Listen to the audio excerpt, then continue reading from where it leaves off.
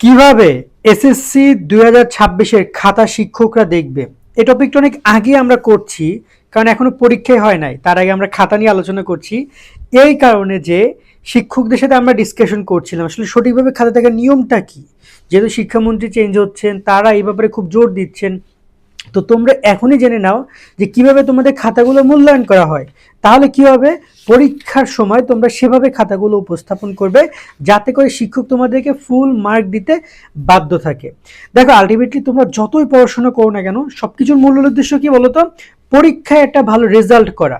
এখন এই পরীক্ষায় ভালো রেজাল্ট করতে হলে খাতা উপস্থাপনটা অনেক ইম্পর্টেন্ট। শিক্ষক যেন পছন্দ করে তোমার খাতা। তো আমরা আজকে কিছু বিষয় তোমাদেরকে দেখাবো যে খাতাগুলো আসলে মূলত কিভাবে উপস্থাপন করতে হয়। দেখো, পরীক্ষার খাতা লেখার অনেক ধরন আছে। নর্মালি সবকিছু মেইন বিষয় হচ্ছে সৃজনশীল। অবশ্যই তোমাকে আগে ফার্স্টে মনে রাখতে হবে মার্জিন থেকে শুরু করে সৃজনশীলের নিয়মগুলো এবং পরীক্ষার শিক্ষক কি কি চায়। শিক্ষক কিছু কিছু বিষয় পরীক্ষার খাতায় চায় যেটা তুমি হয়তো পূরণ করতে পারো না। সেগুলো কি কি, চলো আমি তোমাদেরকে একটা একটা করে দেখিয়ে দিতে চাই। যারা এখন আমাদের YouTube channel, Facebook page subscribe, follow করে রাখো এবং এই ভিডিওটি শেয়ার করে দাও তোমার ওই বন্ধু বান্ধব যারা এই বিষয়ে জানা দরকার তাদের। তার সাথে সাথে যারা আমাদের এসএসসি সার্ভিস সাজেশন কোর্সে এখনো যুক্ত হও নাই, বিস্তারিত দেখে আমাদের কোর্সে জয়েন হয়ে যাও।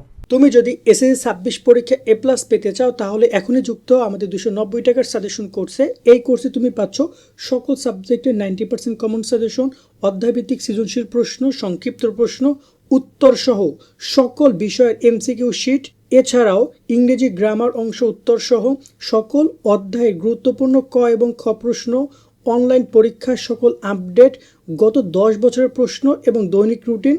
ইতিমধ্যে আমাদের কোর্সে যুক্ত হয়েছে কয়েকশো শিক্ষার্থী এবং তারা সাজেশনগুলো ডাউনলোড করে পড়া শুরু করে দিয়েছে।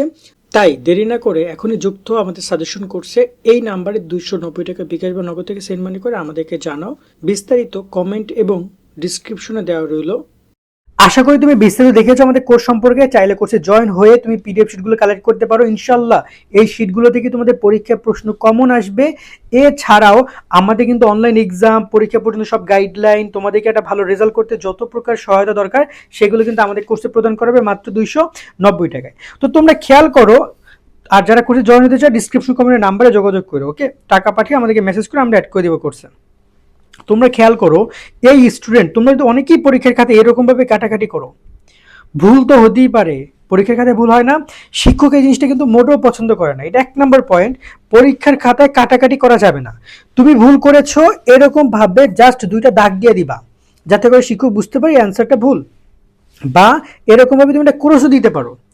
নর্মালি তুমি দাগ অথবা ক্রসের মাধ্যমে খুব সুন্দরভাবে তোমাকে বুঝাইতে হবে যে অ্যান্সারটা আমি ভুল লিখেছি, এই অক্ষরটা ভুল আমার, বা এই লাইনটা আমার ভুল, দেন আমি নেক্সটে যাবো। অনেকে দেখে যে এরকমভাবে কাটাকাটি কইরা খাতাটা বিচ্ছিরি বানাও, এটা শিক্ষক লাইক করে না।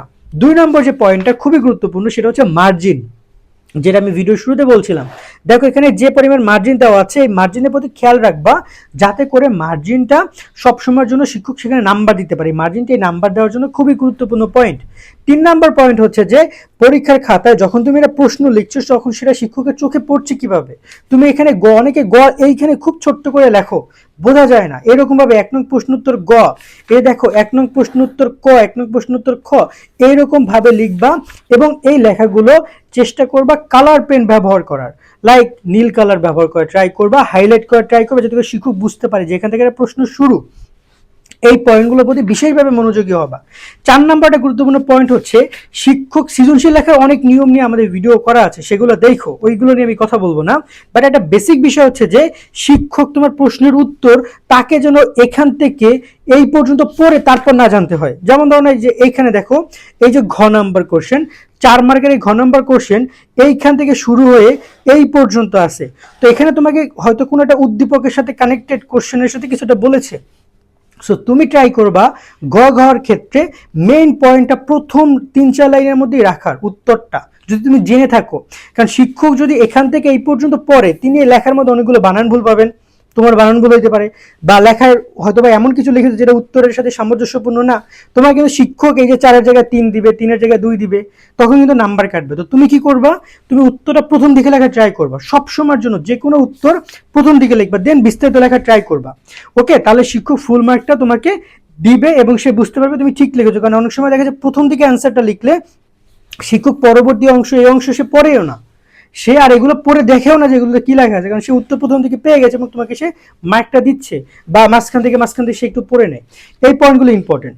আরেকটা খুবই গুরুত্বপূর্ণ পয়েন্ট হচ্ছে যে হাতের লেখা। দেখো খেয়াল করো এই হাতের লেখাটা, আমরা নর্মালি পরীক্ষার সময় সবার হাতের লেখা খারাপ হয়, কারণ এতগুলো সৃজনশীল এতক্ষণ লেখা আমরা কেউ প্রপারলি পারি না। সেক্ষেত্রে হাতের লেখা যে একটু খারাপ হবে এটা কি নর্মাল বিষয় না? কিন্তু খারাপ হওয়া আর অস্পষ্ট দুইটা আলাদা বিষয়। বুঝতে হবে শিক্ষক তোমার লেখা বুঝতে পারছে কিনা। তুমি যদি এতই হাতের লেখা খারাপ হয় যে তোমার লেখা তুমি নিজেই পড়তে পারো না, তাহলে তুমি শিক্ষক তোমার লেখা কেমনে বুঝবে? তা এই পয়েন্টটা হচ্ছে যে তুমি অবশ্যই পরীক্ষার খাতাটা যখন তুমি সৃজনশীল হাতের লেখা খারাপ হোক, বাট লেখার অক্ষরগুলো যেন স্পষ্ট হয়। যেমন এইখানে স্টুডেন্ট কি লিখেছে আমি পড়তে পারছি না, এইখানে স্টুডেন্ট কি লিখেছে সেটা আমার খুব বেশি মনে হচ্ছে না, এখানে কি লিখেছে, এখানে মনে হয় বলতে লিখছে, এখানে সরকার লিখছে, এখানে স্থানীয় সরকার বলতে এই বুঝায় সরকারকে, মানে খুবই কষ্ট করে আমাকে পড়তে হবে এই লাইনটা। যদি তোমরা এইরকম ভাবে উত্তর উপস্থাপন করো তাহলে শিক্ষক কিভাবে তোমাকে মার্ক দিবে তুমি আশা করতে পারো। তো এই বিষয়টার প্রতিও তোমাকে খেয়াল রাখতে হবে যে আমি বানানটা যেন আমি নিজে পড়তে পারি অথবা শিক্ষক যেন পড়তে পারে। আমি লিখে যাচ্ছি লেখার কাম, ওই লেখা দেখে শিক্ষক এখন আর নাম্বার দিবে না যে পৃষ্ঠা পড়ে ফেলছো এখন মার্কের পর মার্ক পাবা, মার্কের পর মার্ক না, তোমাকে সঠিক উত্তরটা লিখতে হবে। ক এবং খ লেখার ক্ষেত্রে বিশেষভাবে বানানের দিকে নজর দিবে, যেহেতু ক এক মার্কে একটা কোশ্চেন এবং বানান 4-5টা অক্ষর নিয়ে একটা কোশ্চেন অ্যান্সার হবে। সো এইখানে যেন বানান ঠিক থাকে, বানান যদি ঠিক না থাকে শিক্ষক সেখানেও মার্কটা তোমাকে দিবে না। তো আশা করি এই যে পয়েন্টগুলো আমরা কথা বললাম, মার্জিনের কথা বললাম, কাটাকাটির কথা বললাম, তোমাদেরকে উত্তর লেখার ক্ষেত্রে কথা বললাম যে প্রথম দিকে লিখবা, তোমাদেরকে বললাম বানান স্পষ্ট করার কথা, মেন টপিকগুলোর ক্ষেত্রে কিছু বিষয় উপস্থাপন করলাম। এই যে 1 নং প্রশ্ন তো এভাবে না লিখে এখানে 4 নং প্রশ্ন উত্তর ক, 4 নং প্রশ্ন উত্তর খ এভাবে লেখা। আরো একটা গুরুত্বপূর্ণ পয়েন্ট হচ্ছে যে তোমরা লেখার মাঝকে একটু ফাঁকা দিবা। যেমন ধরে নাও যে এই যে প্রশ্নটা লিখেছে ক লিখেছে, এরপর আবার সাথে সাথে খ লিখেছে, আবার এখানে লিখেছে গ, এটা না লিখে ও যদি এখানে ফাঁকা দিয়ে পরবর্তী পৃষ্ঠায় গ লিখতো ওরা কি কেউ মারতো? আমি জানি না মারতো কিনা, বাট নর্মালি মারতো না। তো তুমি এই বিষয়টার প্রতি খেয়াল রাখবা যে কাট একদম একটু ফাঁকা দিয়ে একটু গ্যাপ দাও, গ্যাপ দিয়ে তুমি লেখো, কারণ এটা তুমি তোমার টাকা দিয়ে তুমি পরীক্ষা দিচ্ছ, এমন না যে তুমি গ্যাপ দিলে তোমাকে কেউ বকা দিবে। লেখাটা যেন সুন্দর হয়, খাতা যেন স্পষ্ট, এই বিষয়ের প্রতি খেয়াল রাখবা। এছাড়া এই বিষয় নিয়ে আমরা আরো সামনে অনেক ভিডিও করব, তোমরা কি কোন টপিকে ভিডিও চাও কমেন্টে জানিও। কোর্সে যারা জয়েন হও না জয়েন হয়ে যাও, ইনশাআল্লাহ তোমাদের এসএসসি সাবজেক্টের সাজেশন কোর্সটাতে এ প্লাস আশা করি তোমরা পাবা। সেই সৃজনশীল নৈবেত্তিক সংক্ষিপ্ত প্রশ্নগুলো যদি সলভ করে পরীক্ষা কেন্দ্রে যাও।